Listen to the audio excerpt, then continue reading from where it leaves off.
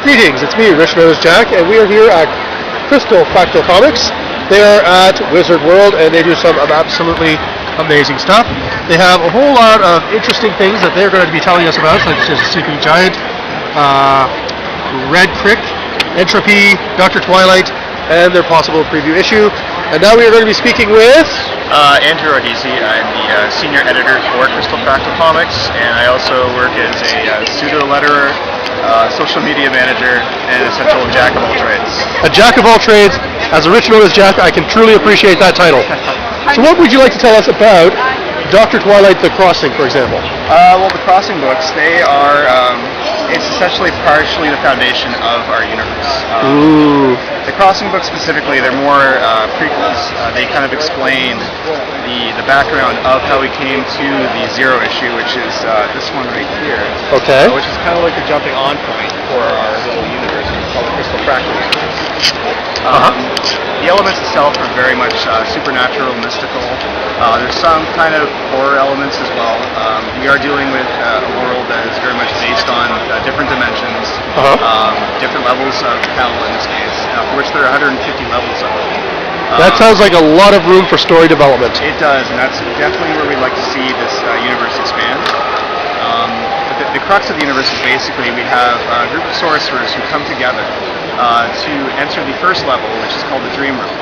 But during the event, unfortunately, something goes very, very wrong. The prelude to many stories. Yes, and also very strong stories. Exactly. And what happens is something goes, again, very wrong, and all of the people involved actually gets thrown about into different dimensions. And what we find is that the main character, Dr. Twilight, who is the title character of this first issue, he wants to bring everyone back from the other dimensions, including which his son and daughter, who are also lost in the time stream. What we find, though, is that there are forces at play against him who are trying to prevent him from doing so. So what we find is that as these characters come back over several hundred years, they've come back to be immortal. And with that, there's certain powers, and there's definitely a level of egoism in it. So we find that they don't necessarily want to work with him to bring everyone back together. Interesting. So what can you tell us about some of the comic series that you're running? Because I'm seeing about 4 different titles. Well, we have 7 books total. These are definitely like it explains the background of the universe a little bit more. Okay. Especially the Crossing one, which kind of has it kind of briefly explains how the universe is composed. And it also contains 4 to 8 page backup stories that again act as prequels to the entire universe. Sounds epic. So this is like essentially introductory issues, and then it's with these 3 that we have kind of like the main story branching off, Dr. Twilight, Entropy, and Rhetoric. Okay. And they all focus on different aspects of it. So Dr. Twilight focuses on Dr. Twilight as he tries to bring everyone back together. The Entropy story focuses on 2 brothers who were at the event, and they are kind of scuttled to the 15th level of hell. So where everyone is lost in different dimensions, they're actually in another level of hell.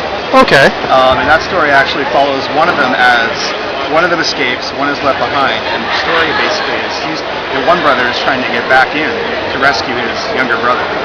So it's kind of a really strong brother story. And I always feel those are really strong stories. Well, it sounds like it would draw people in, just hook them rather deeply.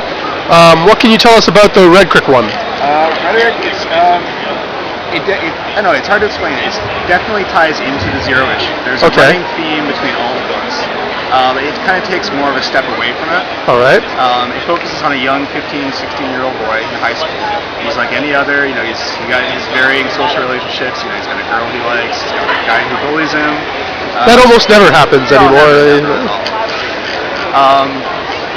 But he's also kind of developing these weird powers at the same time as he's going through the motions of youth life. Okay. So that the story basically just kind of follows him as he's kind of developing as a person, and where that leads him, that's obviously yet to be revealed. It sounds like a lot of people would be able to relate to that character. I would say so. I guess I see. Unbiasedly speaking, of course. Unbiasedly speaking, I don't know. I do see some of myself, I guess, in that character a little bit. I also kind of refer to it as like Spider-Man with a twist, a darker twist, minus the whininess and the revealing of your secret identity to everybody that comes your way. Anyone and everyone.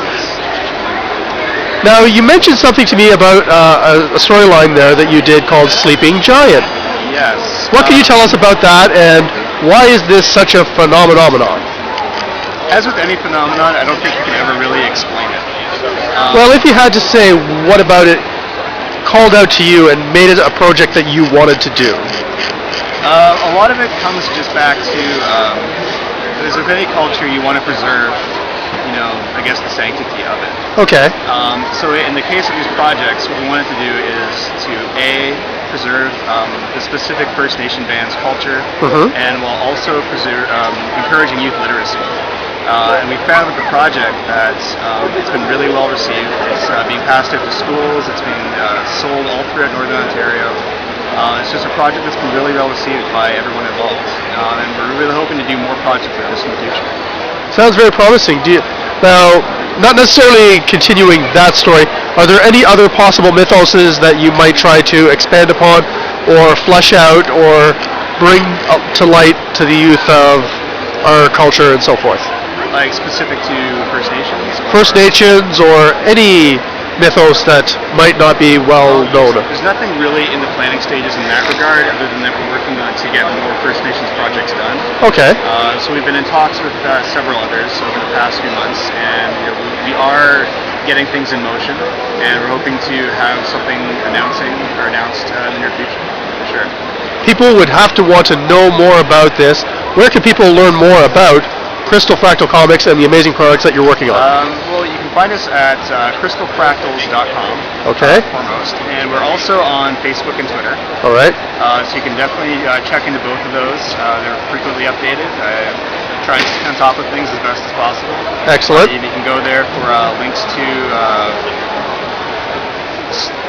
store pictures, news tidbits, to other creators.